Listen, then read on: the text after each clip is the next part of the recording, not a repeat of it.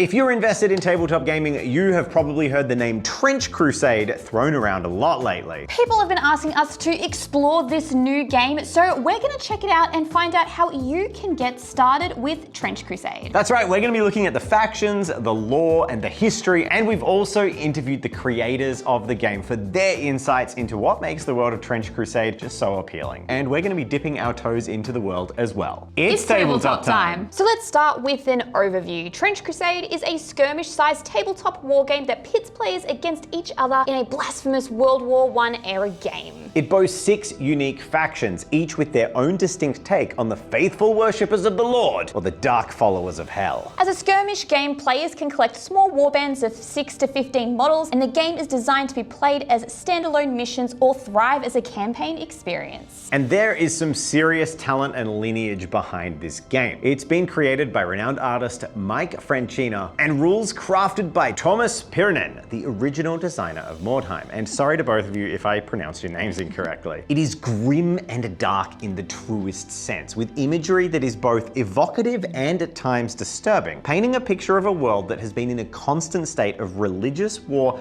and torment for 800 years. Initially, the disturbing setting kept me at bay, but after getting sick and playing Blasphemous over the weekend, well...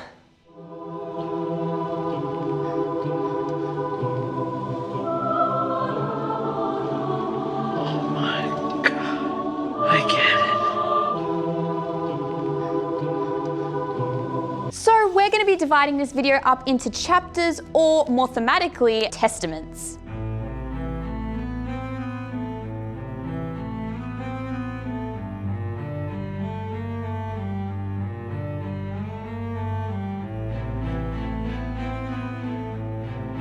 From the outside looking in, my perception of Trench Crusade was World War I, but demons. And while there is some truth to that, there is also a lot more nuance. Trench Crusade does take place in 1914, but the unique history of the game world and setting rendered the date so disconnected from a concept of World War I that it could really be set anytime. There is a Trench Crusade lore primer on their website if you want to read it in depth, but let me cover the core elements of the game lore. In 1099, Templar knights crusading into Jerusalem stumbled upon ancient crypts and buried secret chambers.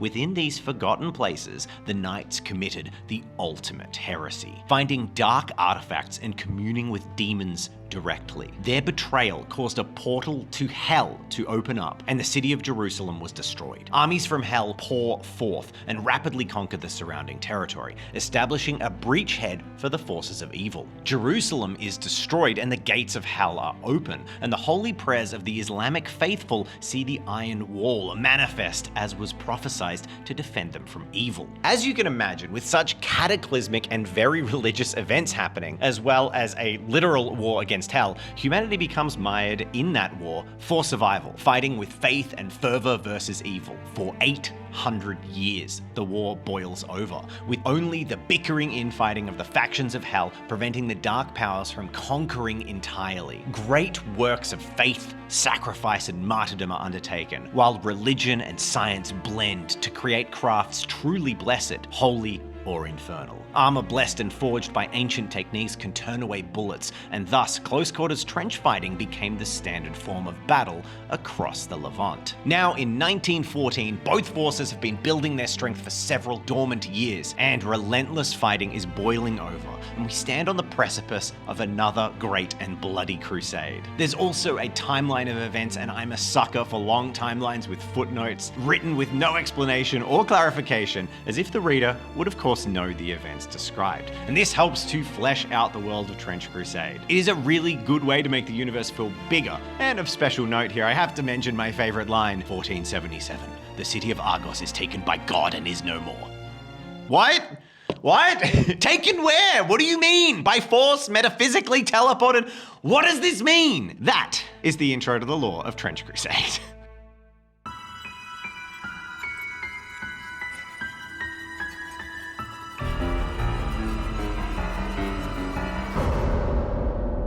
The most thematically appropriate faction to start with feels like New Antioch. This great bastion city is the hub of the Faithful's resistance, a monumental war fortress built atop the ashes of its previous incarnation. The armies of New Antioch are a faithful bunch but diverse of background and fight tirelessly under the pounding mega artillery the city is known for. The immense resources required to supply and fund an internal war are gathered in the form of tithes, sent willingly by the Faithful to ensure the war against the forces of hell continues but far away from them. And every day volunteers and pilgrims arrive ready to take up arms and fight in the name of Christ. Visually, New Antioch represents one of the most ordered faction with uniforms, regalia, banners, and recognizable units and ranks. While New Antioch represents the unified face of the Faithful, the Heretic Legions are a faction drawn from the mortal fallen, Satan's largest unified force upon Earth. Huddled in horrifying dark cities of inverted pyramids, a third of humanity has bent its knee to the dark forces of hell, invoking ancient rites, bowing before golden calf statues, and engaging in the most depraved acts of sacrilege, human sacrifice, and torment. Those who wish to rise above the throngs of depraved masses do so by attempting to join the fighting forces of hell. To join the Heretic Legions proper means a raise in status, but the price is your very flesh and soul. Aspirant soldiers march as close as they can to the very mouth of hell, feeling the flesh boil and pop as they get ever closer to the searing infernal heat. Those with strong enough resolve and dark enough hearts make it close enough to join the Legion. Flesh forever burnt and scarred, but in turn gifted with a measure of dark power by the forces of hell. The faction represents primarily the mortal arm of Satan's armies, and visually reflects that with spiked armor, dark robes, and foul runes adorning them. Representing the more demonic of Hell's forces, the Court of the Seven-Headed Serpent is the ruling council of Hell's armies. 7 seats which represent the 7 deadly sins. These seats are filled with politicking rival demons and are rarely sat in by one demon for long. Demon princes, earls, and lords rise up and are then torn down from their power as frequently as the seasons change. Despite their infighting, the court is the greatest threat humanity has ever known, and each aspect of Hell leads warbands themed after its deadly sin to fight against the forces of the faithful. Visually, this faction is made up of horrifying demons, mightily clad Hell Knights, and twisted abominations, all set up to inspire fear in the hearts of the men who behold them. Whether by madness or the direct voices of angels and divine messengers, trench pilgrims are faithful people from all across the globe who are driven by divine will to fight against the forces of hell. Arguably more zealous than the standing armies of humanity, faith is a shield that keeps their will strong as they stare down the greatest demons of hell, and their more ad hoc nature fills their ranks with some of the more strange and esoteric forces of good. Whether it's the stigmatic nuns, warrior women whose wounds instill them with divine strength rather than weakness, or the great mutated communicants, faithful who have consumed the very flesh and blood of a metachrist, gaining a superhuman measure of its power, resilience, and fortitude. Robes, cloth, and holy symbols are a more common sight in this faction, and I can see endless potential for kit bashes here. This in particular is the faction that has most drawn me to the game, of course coming from playing Blasphemous, but also loving Mordheim. I think there's so much room to play around, and I can't wait to see what people come up with in the community, making their own mad faithful trench pilgrims. On the other side of the Crusades, the Islamic faithful fought, and then the Great Heresy took place. They were sure that the world was ended. However, the great creator of the universe answered their calls and manifested the Great Iron Wall to defend their holy lands, as was prophesied. Calling the faithful Islamic forces from across the world to reside behind and defend the Iron Wall, over time the Sultanate of the Iron Wall was formed. This faction has a really unique flavor, evoking the styles of the Great Ottoman and Byzantine empires of old. They hold a bitter agreement that both they and the Catholic faithful fight together versus the forces of hell, despite their resentment and reservations towards the other factions due to them being responsible for the cataclysm. They fight in hit and run skirmishes from their iron wall, and the doctrine of war has evolved to incorporate its impenetrable bulwark. So this is the faction that I love the most, and it's because it has a lot of that Middle Eastern inspired look, and all of the models I absolutely love from this faction. Especially the alchemist lady. I love a good lady in a mask, and she kind of reminds me of a djinn or a genie. While the court of the seven-headed serpent bickers, Beelzebub, the unquestionably most powerful demon of gluttony, pursues his own agenda. The Lord of Flies prefers to do battle his way, and he does it with his greatest plague, the Black Grail, a horrifying illness born by plagues of insects. The Grail infects every living thing it touches, manifesting in foul exploding boils and sickening wounds. There is no cure, save for the fires of purgation, and it is virulent, spreading rapidly if left unchecked. However, the plague is not the worst of it, for if the infections are not dealt with immediately, the sick rise up, forming warbands of diseased and mutated plague hosts, marching and fighting and spreading the Grail wherever they go. With bloated, sick, and fly and insect themes in the Grail, they are the most akin to the forces of Nurgle from Warhammer 40k. However, they are more Nurgle if it was actually horrifying and disgusting rather than, well, silly. Standing apart here from those gross monsters are the exceedingly cool Plague Knights, those few mortal followers with hearts black enough to understand and agree with Beelzebub's goals, who he raises to be his champions and heralds of his warbands. Alright everyone, it's about time we tell you about something I've been so excited about. We have not been idle, and we're about to wrap up the final Kickstarter goals for our Space Bears Kickstarter, and we've been working on something else, something deeply close to my heart. I've been creative lead on a new group of miniatures which are super cool. They're called the Kindred of the Abyss, and they're themed after old diving suits. They're going to be usable in whatever games you want, but very suitable for some specific things. We're going to be funding these diving suit themed minis on Kickstarter fairly soon, and there is a sign up page that you can join onto to be notified when it launches. Supporting us in this project is going to support not only the channel, but also the development of future factions as we're slowly beginning those first steps to creating a narrative world and something really exciting for the future of Tabletop Time. Please go check out the links in the description and go have a look, and if they're up your alley, click that notify me button. We'll be really excited to share more with you soon.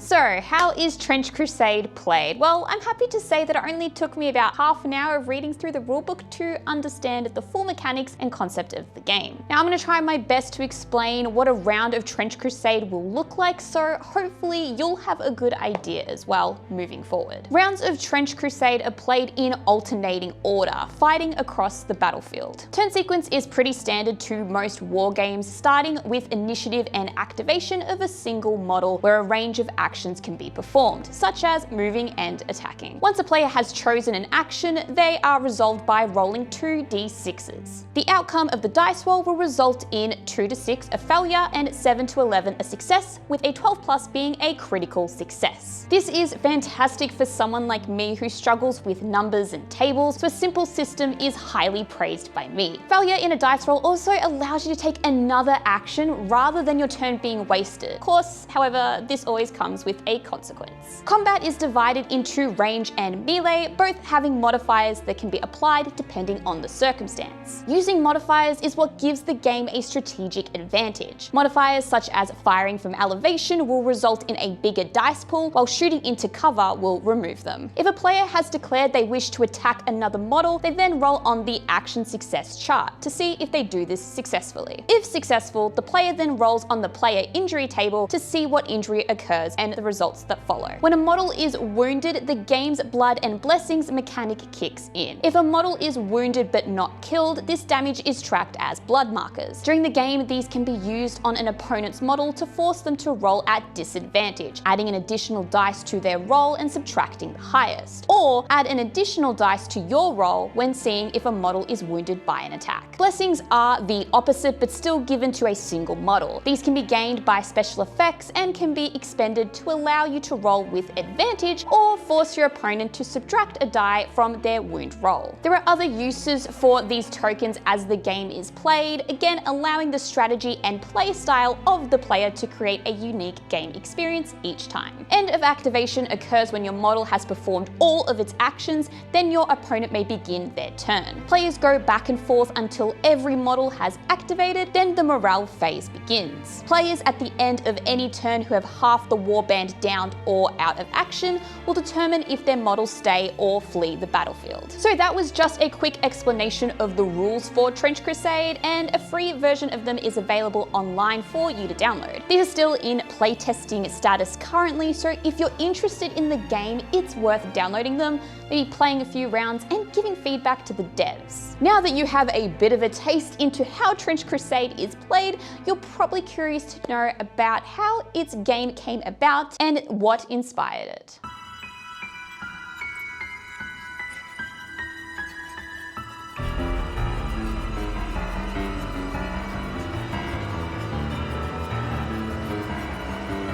The world of Trench Crusade was conceptualized by Mike Francina, stemming from ideas and then amazingly evocative artwork. The first Trench Pilgrim artwork was published in 2016, so at the very least this game has been brewing for 8 years. With the core setting full of evocative art and steeped in thought-out religious symbology and meaning, Thomas Pirinen partnered with Mike and began expanding this world collaboratively. They then commenced tuning the setting and ideas into deep world lore and rules that reflect that lore. It was this connection that got me from intrigued to invested. Thomas is a renowned game designer, but especially notable in this case as the designer of Mordheim. Having recently been introduced to the game and sharing that journey with you all, I was curious to see what a more modern take on the genre by the same creator would look and feel like. Mordheim is best enjoyed as a campaign game, and it has become clear to me through this journey that Trench Crusade has the exact same direction, encouraging kit bashing, storytelling, and the injection of personal narrative into games shared between like-minded people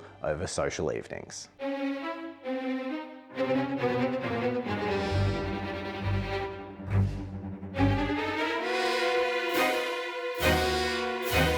Trench Crusade went live on Kickstarter on the 8th of October and reached its funding goal within 8 minutes, clearly showing that this game has a very loyal fan base and a vision that people believe in. And how can you not? The artwork is absolutely stunning and the experienced team behind it fill you with confidence. Beyond that, the story and the miniatures feel unique in their concept and design and fill a missing hole in the miniature space. I had people letting me know what Trench Crusade was before I'd even seen it, which is the best form of advertising you can have. Right off the bat, it's worth noting that Trench Crusade offers both physical and digital versions of their pledges. This means that you can get physical miniatures delivered to your door or save some money if you have a 3D printer and you can print them yourself at home. And while the miniatures are awesome, what really excites me as an artist is the core book for Trench Crusade. This will be a 200+ page hardcover book featuring the rules, lore, amazing artwork from the team of artists. However, it won't be available until June 2025. This will allow the artist and dev more time to compile everything and get it right the first time. As someone who's worked and dealt with physical publishing, I can vouch for how important it is to get this step right, so I respect the team for taking the time for it. The rules are available for free to download, so you can get playing as soon as your minis arrive as well. If you're interested in finding out more, their Kickstarter is up for just another day or so. Overall, it's been a monumental success and one that I think could just shake up the entire miniature industry, and it's exciting to see indie creators launching grassroots projects to such a great acclaim. So Trench Crusade is a miniatures agnostic game, with its creators actively encouraging kit bashing, fan creations, and more. But it goes even further still. The Trench Crusade team just announced more details on its third-party licensing arrangement, which will allow other groups to effectively earn a seal of approval as compatible with Trench Crusade, or even beyond that, with Trench Crusade offering potential collaboration and licensing opportunities to other creators. This feels somewhat groundbreaking, and while one-page rules have offered compatibility ticks in the past, the idea of a game having third-party producers in this environment is one that's actually really exciting, hopefully allowing for amazing collaborations and models that feel more grounded in the Trench Crusade setting rather than knockoffs. With all of this said, it is also worth taking a look at the amazing miniatures available in this Kickstarter. The first official miniatures from Trench Crusade in its current form, sculpted by a team of amazing 3D designers who are shown on screen. We had the unique opportunity to print several of these models early and take a look at them, and then to show you all what they look like in person fresh off the print bed. Now, it's worth noting that these were unsupported and auto-supported due to time constraints, and they're not indicative of the final professionally supported product. But let's take a look at them.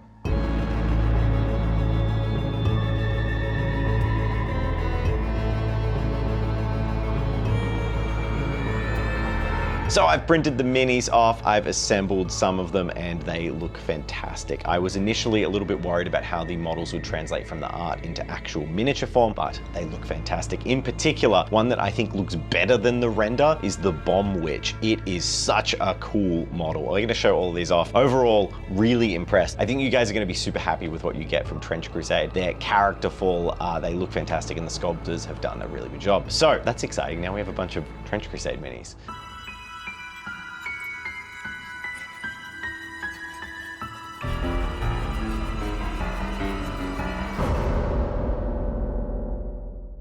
Hello, thank you very much for taking the time to speak with me. I am here with Mike, the artist and original creator of Trench Crusade, and also Thomas is the creator of Mordheim, amongst other things, a very seasoned game developer who's been working on the lore and the rules for Trench Crusade. So hello. Thanks for having us. Be here. So I'll start off by throwing a crazy curveball at you because it has just been eating at me. What is a Metachrist?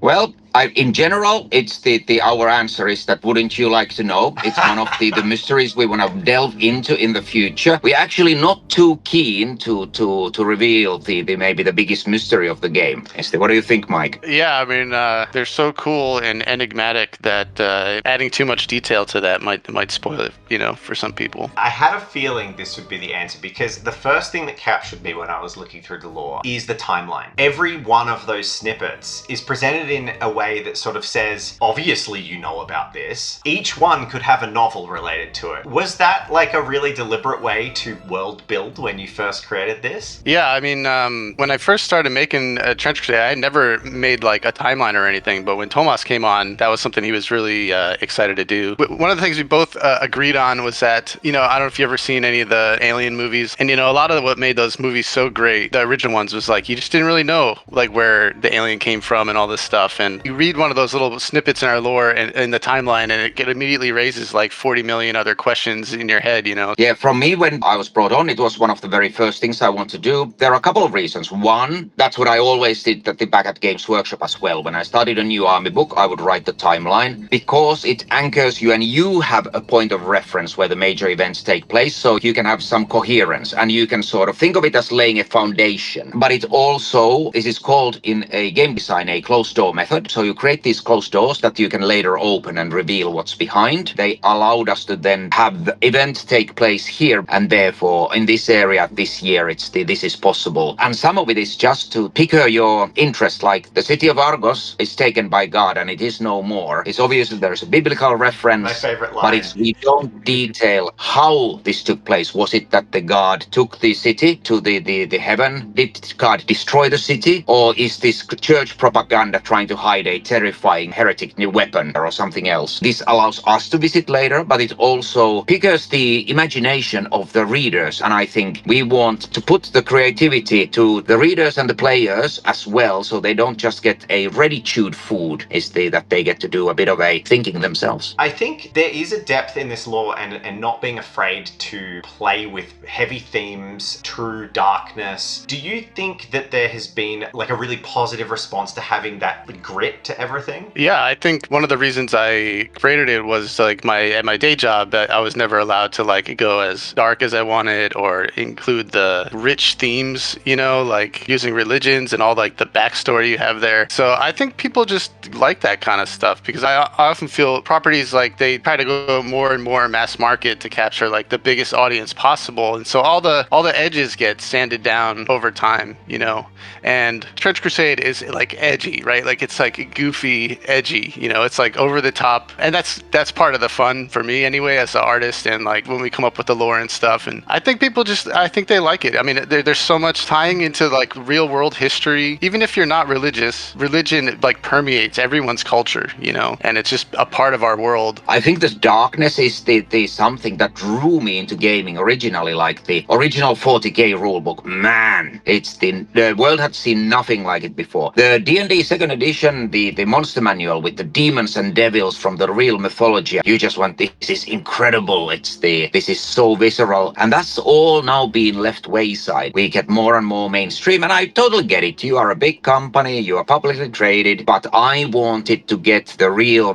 feeling of danger, if you see what I mean. And I think as a creatives, as artists, it is not our job to be timid. Sometimes have to push a bit if you want to make something that the people find interesting. Did you find that you were surprised by the response? Because obviously the Kickstarter is still live even as this video goes up, and the response has been amazing. In terms of the community, like upswell, like how much people, the number of people like joining Discords, chatting about it, the excitement brewing underneath it, it's probably unlike anything I've ever seen out of a non-company game. Like I've seen excitement for, you know, Star Wars Legion comes out, some big IP attached to a big company, but for what is essentially an indie tiny company coming up with something, it's pretty monumental. So yeah, I guess, do you have any insights as to why you think that, is it the timing? Like what is it that's creating it? I think from my point of view, there are two things. One is that these big companies, they are squeezing people who are creative. They want to kit bash, they want to build their own terrain. So the people who have that creativity, they have no home, and we are offering it to them. And the other side, of course, is that obviously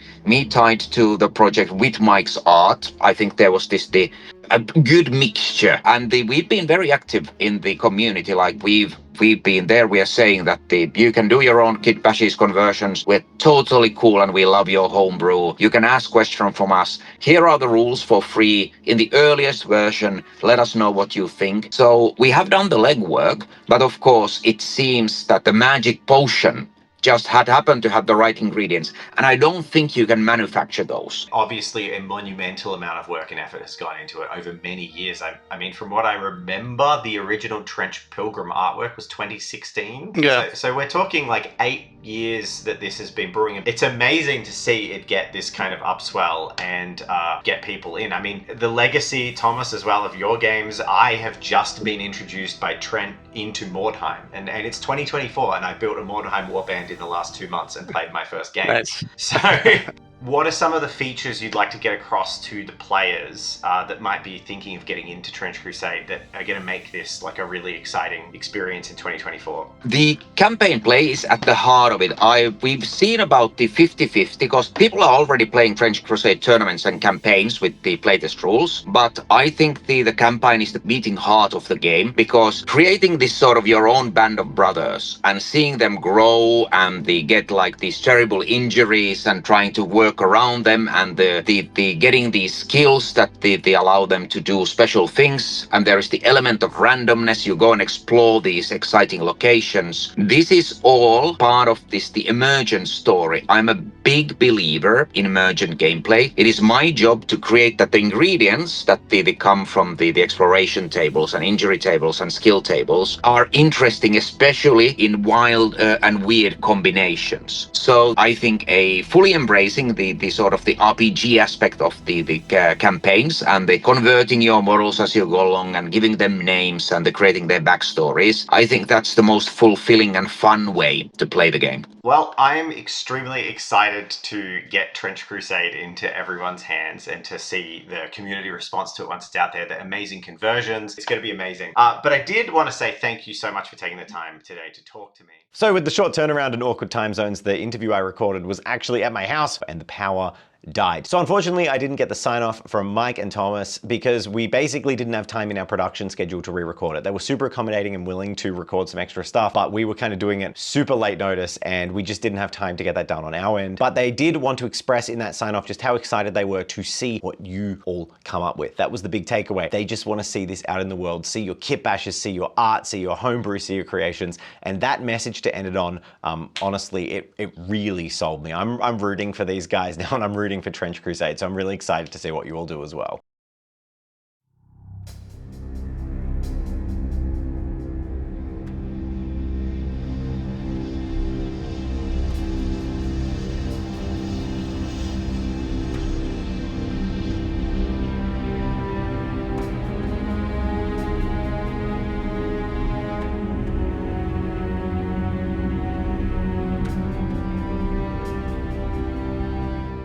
So while we have a look at some of the models that have been 3D printed, I wanted to thank our patrons. And as many of you know, if you join our Patreon, you get a shout out in our videos. So I would like to thank our most recent patrons: David Edmedes, Miniature Messages, Eclectics Portfolio, Lord Lupercal, Tony Kakela, Sin, Lek, Gavin Hunt, 200 Rats in a Trench Coat, Sway Black, Sean Riordan, Pace Lowry, Lewis Gardner, QDC, and Nettle Staten. Thank you so much. Your support allows us to keep making these videos that hopefully you are all enjoying.